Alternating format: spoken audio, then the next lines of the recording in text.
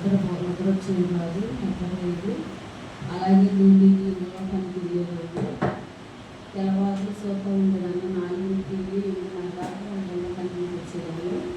ఇళ్ళలో పని చేయడానికి కూడా నాకు 10 రోజులు 20 రోజులు సెలవు పెట్టేదాన్ని.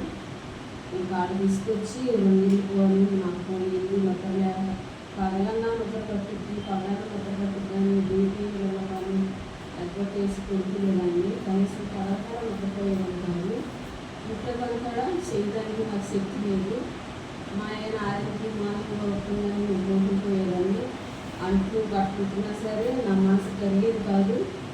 అయినా నా పక్కవారికి దుడుకుని అలాగే దుడ్డిపోయాను. మా ఆయన అంటూ బట్టలు చేసుకునేవాడు. మా పిల్లలు చూడలేక మా నాన్న కూడా అయిపోయి చేసేది. నువ్వు బాగానే ఉన్నావుగా, నీకేమైంది, కొడుకున్నావు అన్నా సరే నాకు ఈ శివంతో వదిలేసేదాన్ని. నా మనసు కలిగేది కాదు. అలా కొడుకుని నా వాటికే పక్క పెట్టుకుని పద్దాక సిఐడి పెట్టుకుని చూస్తూ ఉండేదాన్ని. టీవీ పొద్దున పెట్టుకుని సాయంత్రం వరకు ఆపలేదు కాదు. మే నెల 9వ తారీఖు దాకా నేను డ్యూటీ చేసి 9 నుంచి 25 రోజులు ఇంటికాడ ఉండిపోయాను. అలాగే ఇప్పుడు అన్నం తింటాం, టిఫిన్ ఇష్టం అన్నమాట. ఇప్పుడు అన్నం తింటాం, మళ్ళీ పడుకోవటం, ఇప్పుడు అన్నం తింటూ పడుకోవడం, అంటే ఆకలి అంటూ లేదు, వామిటింగ్ అయిపోయేది. అట్లా మా ఆయన పద్దాక హాస్పిటల్కి వెళ్దామన్నా సరే నాకు వచ్చిందని కదా, నాకు ఏమీ లేదు అని శివరాత్రికి పాత హాస్పిటల్కి తీసుకెళ్ళాడు. దీన్ని టెస్ట్ చేసి తీసుకొస్తాను రా అని. టెస్ట్ చేసి తీసుకొస్తానని ఆయన నాకు డాక్టర్ గారు మాట్లాడారు. మాట్లాడితే నాకు ఇలా ఉంటుంది, ఇచ్చేటి మనం పొయ్యి రాగలిగితే నల్ల పొగలాగా వచ్చింది కదా, అలాగ వచ్చేది నా కళ్ళంతా. నాకు నేను ఉడికిపడేదాన్ని. నాకు జరిగినంత డాక్టర్ గారు చెప్పింది. వాళ్ళంతా విన్నారు, 3 డాక్టర్లు. మళ్ళీ నన్ను బయటకు పంపించేసి రాజేష్ మా ఆయన అడిగారు, ఏమైంది అంటే 25 రోజులు ఆ అన్నం లేదు, నీళ్ళు దాన్ని తగ్గట్టుంది అని చెప్పింది. వాళ్ళైతే ఎటువంటి చదివింది అని చెప్పారంటే నాకైతే చెప్పలేదు. నన్ను ఒక రూములు అందరూ ఉంటారు కదా కూర్చోవాలి. ఆవిడ ఎక్కువ అందరూ తలగొట్టుకోవడం, బైబిల్ వేసినట్టుగా చేయాలంటాం, అన్నీ కూర్చోవాలి అట్లా ఉన్నారు. నాకు జాయిన్ అవుతున్నాడని చెప్పలేదు. ఇప్పుడే వస్తానంటే పెద్ద వస్తున్నాడంటే అని గడ్డి దగ్గర కూర్చొని పెట్టేసి వెళ్ళిపోయాడు. విజయవాడ వచ్చేసాడు. నేను అలాగే ఉన్నాను, అమ్మలేదు. ఇప్పుడు వచ్చేసాడు. నాకు ఆకలైతే అవ్వలేదు, కొడుకుని ఉన్నాను. ఇప్పుడే జాయిన్ అవ్వమా అంటే జాయిన్ కాదు, పెద్ద డాక్టర్ గారు వస్తున్నారంట, చూపించుకుని వెళ్ళిపోతున్నానండి అన్నాను. 2ంటికి అలా వచ్చాడు అన్నం తెచ్చుకుని. ఆ పక్క చుట్టుపక్కల వాళ్ళందరూ అమ్మ అన్నం పెట్టించుకురానా, నీకు టోకులు లేదు కదంటే నాకు వద్దు, నాకు ఆకలి అవ్వట్లేదు. ఫస్ట్గా జాయిన్ అయినంటే టోకులు ఇవ్వరంట. నాకు ఆకలి అవ్వట్లేదు అంటే 3ంటికి అన్నం వచ్చి ఇండి దుప్పు తీసుకొచ్చాడు. ఏది బాగుంటే నేను ఇక్కడ జాయిన్ చేస్తున్నాను, సీరియస్ అయిపోయాడు కదా, ఇలా అయిపోయాడు కదా, దేవుడు అయిపోయింది, ఇది జాయిన్ చేస్తున్నాను అని అన్నాడు. 7 మధ్య నన్ను జాయిన్ చేసిన సంఖ్యవా, వాళ్ళు ఎలా ఉండాలి, నేను ఎలా ఉండాలి, నాకేదో వేడకల్లో ఇలా వస్తుంది కదా, నేను ఉండను అంటే పెద్ద డాక్టర్కి వచ్చి మీ మొహం చూడడం ఎలా అయిపోయిందో, నీకు నిద్ర పడతలేదు అన్నావు కదా, మంచి ట్రీట్మెంట్ జాయిన్ చేస్తుంది. జాయిన్ చేసిన తర్వాత 5 రోజులు ఒక 5 రోజులే ఉంటాను అని చెప్పాను. సరే నాకు ఎక్కువ రోజులు ఏముంటుందని చెప్పి 15 రోజులు ఉంచారు. నాకైతే నిద్ర పట్టేది కాదు. డాక్టర్ దగ్గరికి సగం బిళ్ళ మొత్తం బిళ్ళ ఇచ్చి నైట్ వేసుకోమనేది. అయినా నిద్ర వచ్చేది కాదు. మొత్తం వేసిన 9 ఇంజక్షన్ వేసింది. అలాగే మళ్ళీ 6కి వేసిపోయి 9 మంది అందరూ పరిచయం అయ్యారు. మా ఆయన లేకుండా పగలంలో ఉంటారు. అందరూ నాకు టిఫిన్ పెట్టుకొచ్చేవాడు. మనం అనుకుంటే బయటికి గేటు తాళం వేసాక కొంచెం మెడిసిన్ లేని వాళ్ళకి గేటు తాళం వేసాక శాంతికి టిఫిన్ పోతున్నారని పెట్టుకురండి, అలా ఆయన లేయడానికి అని చెప్తే పక్కన పెట్టుకోళ్ళు ఎవరో నాకు సాయం చేసేవాళ్ళు పక్కన. అది నేను తినేదాన్ని కాదు. ఆంటీ వేసాము వాళ్ళ అమ్మాయికి ఇంటికి కింద వస్తే ఆంటీ పరిచయం అయింది నాకు.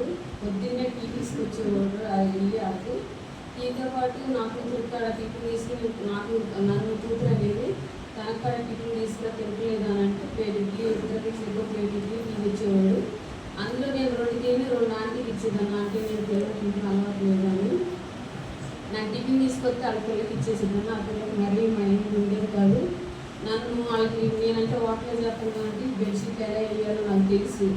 అక్కడ 4 పరిచయం అయితే నేను 6కే లేచిపోయి ఆ 4కి బెడ్షీట్లు వేసేదాన్ని. నన్ను బాగా చూసిన వాళ్ళకి ఆ పిచ్చి పిల్ల అయితే నన్ను పట్టుకుని ముద్దెప్పేసుకుని మా కుమార్తె మంచిది మైండ్ సరిగినప్పుడు ఎంత నేను 17 రోజులు అయిపోతుందని డాక్టర్ నేను అడిగాను. నేను వెళ్ళిపోతాను, నాకు సెలవులు ఎక్కువైపోయింది, మా ఇల్లు గడవట్లేదండి, ఏం చేయలేదు. నేను వెళ్తే శాంతికుమార్కి ఇంకొక రోజు ఉంటే నేను పంపించేస్తాను అనేసి అంది. ఆ బిడలు వేసుకున్నాక 17 రోజుల నుంచి పంపించారు. బెదరగారు వెళ్తారు కదా ప్రార్థనకి 3 రోజులు తిరిగేమో దొరకలేదు. 4 రోజులు బెదర దొరికితే నేను బెదర దగ్గరికి వచ్చాను తీసుకుని వేరు చేసే పప్పు డబ్బు వచ్చి జరిగినవి చెప్పాను. అప్పటి నుంచి పీడకలు వస్తాం, అలా పూలాగా కనపడతాం. నాకు జరగలేదు. సిలివేసుకుని కూర్చుని ఏదో ప్రేయర్ చేసుకుని ఇప్పుడు అది ఎప్పుడైతే నేను వాటికి వెళ్తుందా నాకు సమయం దొరకగానే లాగి క్లీన్ చేసి వెళ్ళిపోయి టీవీ పెట్టుకుని చూసేదాన్ని. అలాంటిది నేను టీవీ చూసి వెళ్ళకుండా ఎప్పుడైతే నాకు 5కి పని అయిపోవాలని దేవుడిని అడుగుతూ రోజుకు 2 సార్లు వాటిలో ప్రేయర్ చేసుకుంటూ దేవుడిని అడుగుతూ నేను చేసుకుని నాకు ధైర్యాన్ని ఇచ్చేది. ఇంకా గవర్నమెంట్ హాస్పిటల్లో పిల్లలు వాడినాక ఇక్కడ చెప్పొచ్చు తెలియదు నాకు. ఇంకా పైస్ తెలుసు కదా, ఇలా వచ్చేసింది, కూర్చునేదాన్ని కాదు, కూర్చునేదాన్ని కాదు. అలా భారంగా వచ్చేస్తే దేవుని అడిగి ప్రార్థన చేసి నేను ఏం చేసేదా నాకు బాధ అని అడిగితే గవర్నమెంట్ హాస్పిటల్ తీసుకెళ్తే బలమైన కారణం నన్ను చేసారు. బాగా ఏడ్ చేసి నేను చచ్చిపోతే మేము వెళ్తావా, ఇలాంటి పోతున్నా ఇంటి చేసేయా అనుకుంటే నన్ను కిందే దింపేసేయి, నేను నిదానం ఎత్తుకుంటూ వస్తానంటే కింద దింపేశారు. నాకు ఆ రోజు సిస్టర్ గారు ఉంటారనుకున్నా, బెదరగా ఉంటారు అనుకోలేదు. నడుస్తూ నన్ను ఎక్కుతూ నడుచుకుంటూ వచ్చేసి ఇక్కడ బెదర విష్ణు అని చెప్తే మాకు దేవుడు బెదరగా అంటారు. ఏంటమ్మా అంటే ఇలా జరిగిందంటే నేను అంతా చెప్పలేదు, నేనేమి చెప్పుకోలేదు కదా మీకు.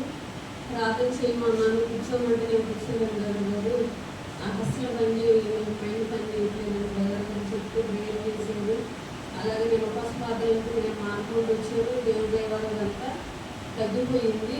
నాకు అసలు ఇప్పుడు కొంచెం బాధగా ఉంది కానీ ప్రేయర్ రావాలనిపిస్తుంది, పని చేయాలనిపిస్తుంది. మా ఏమైతే ఒక పని చెప్పలేదు, నేను శుభ్రంగా పని చేసుకుని వస్తున్నాను. నాకు మంచి ఆరోగ్యం ఇచ్చిన దేవుడికి మీ అందరూ చెప్పుకుంటూ నా కోసం మీ అందరూ ప్రార్థన చేయాలని కోరుకుంటున్నాను. కొంచెం బాధ ఉంది కానీ ప్రార్థన చేయాలని అనుకుంటాను. దేవుడు నిజంగా నన్ను స్వస్థపరిచాడు. ఈసారి ఇంకా నేను వేరేది చెప్పాలనుకున్నా, నాకు చాలా సహాయం చేశాడు దేవుడు.